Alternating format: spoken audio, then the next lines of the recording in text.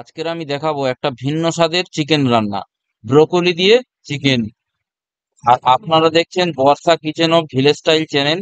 সকল বন্ধুকে স্বাগত জানিয়ে শুরু করছি আজকের এই ভিডিওটা। আশা করি ভিডিওটা ভালো লাগবে। আর বন্ধুরা, আপনাদের কাছে অনুরোধ, ভিডিওটা পুরোটা দেখবে। এই রেসিপির জন্য একটা কড়া বসিয়ে কড়াটা গরম হয়ে একটু সরষের তেল দিয়ে দিচ্ছি। সরষের তেলটা গরম হয়ে গেলে কয়েক টুকরো আলু কেটে রেখেছিলাম অর্ধেক করে, সেগুলো দিয়ে ভালো ভালো করে একটু উল্টে পাল্টে ভেজে নিচ্ছি। আর ভাজার সময় একটু লবণ ছটিয়ে দিচ্ছি, যাতে স্বাদটা অনেক সুন্দর আসে আর কাঁচা গন্ধটা তাড়াতাড়ি চলে যায়। এইভাবে ভালো করে নেড়ে চেড়ে ভেজে আমরা তুলে নেব।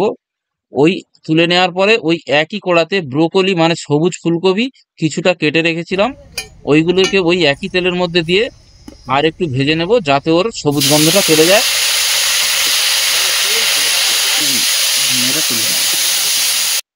এইভাবে নেড়ে চেড়ে আবার এগুলোকে তুলে নিচ্ছি।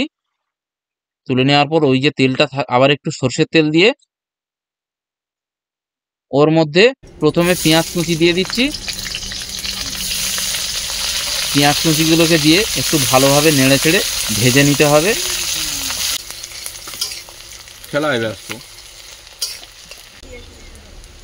এবার এর মধ্যে একটু লবণ দিয়ে দিচ্ছি। লবণ দিলে পেঁয়াজটা খুব তাড়াতাড়ি ভাজা হয়ে যায়। আর এর মধ্যে একটু আদা বাটা দিয়ে দিচ্ছি। আদা বাটা দিয়ে আবার খানিকটা কষাবো। আর এদিকে একটু লঙ্কার গুঁড়ো আর হলুদ গুঁড়ো অল্প একটু জল দিয়ে গুলিয়ে রেখে দিচ্ছি। আর আজকে এই রান্নাটা করব খুব সীমিত, খুব অল্প কিছু মশলা দিয়ে, বেশি মশলা একদমই দেব না। আপনারা নিশ্চয়ই দেখতে পাচ্ছেন। আর দিয়ে দিচ্ছি আদা বাটা। আদা বাটা দিয়ে আবার একটু ভালো করে কষিয়ে নিতে হবে। নিয়ে এর মধ্যে দিয়ে দেব কটা টমেটো কাটা। টমেটো কাটা দিয়ে আবার একটু কষাবো।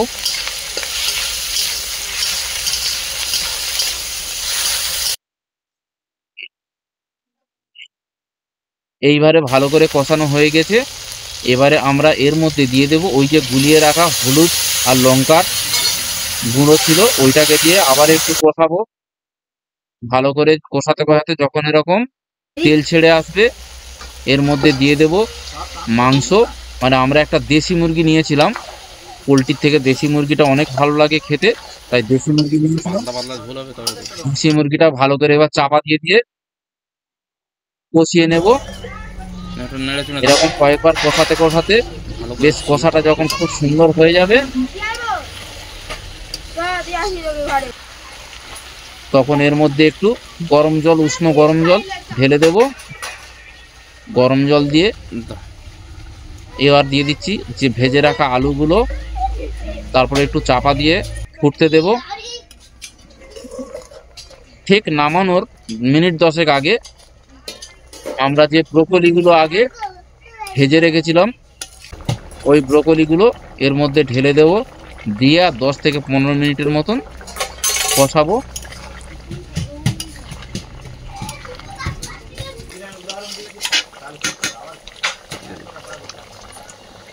এবারে আবার একটু চাপা দিয়ে দিলাম। তারপরে খুলে আমরা অল্প একটু এর মধ্যে বাটা গরম মশলা বাটা দিয়ে লাভিয়ে নিচ্ছি। গরম মশলা বাটাটা দেখালাম না ভিডিওতে। এখানেই আমাদের শেষ হলো এই রেসিপিটা।